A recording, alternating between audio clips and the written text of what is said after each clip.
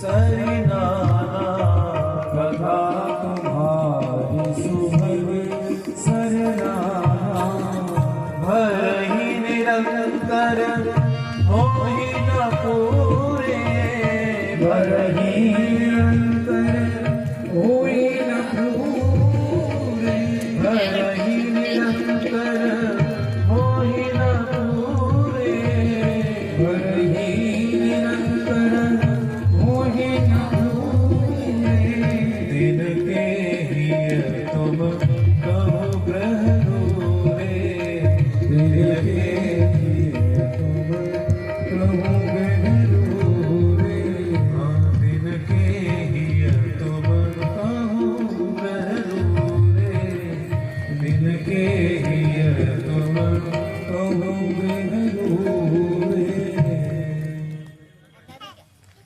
जिनके श्रवण समुद्र समाना। जिस प्रकार से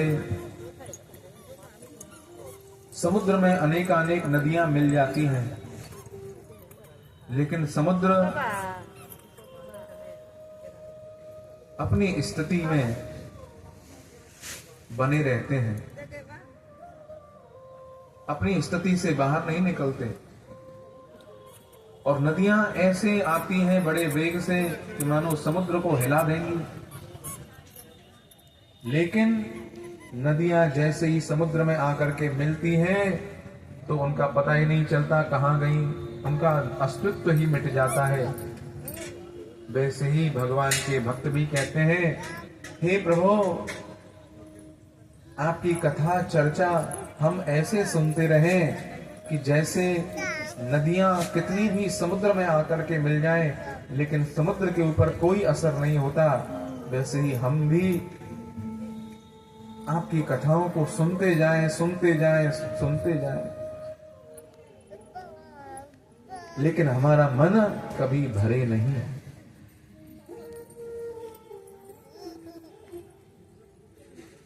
भवन स्वच्छता हित यथा सदा सोहिनी देहु। जिस प्रकार से हम प्रतिदिन अपने घर में झाड़ू लगाते हैं,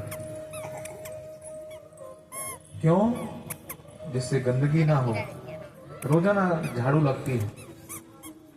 वैसे ही इस शरीर रूपी घर में भी प्रतिदिन झाड़ू लगानी चाहिए, और वो झाड़ू है भगवत कथा की।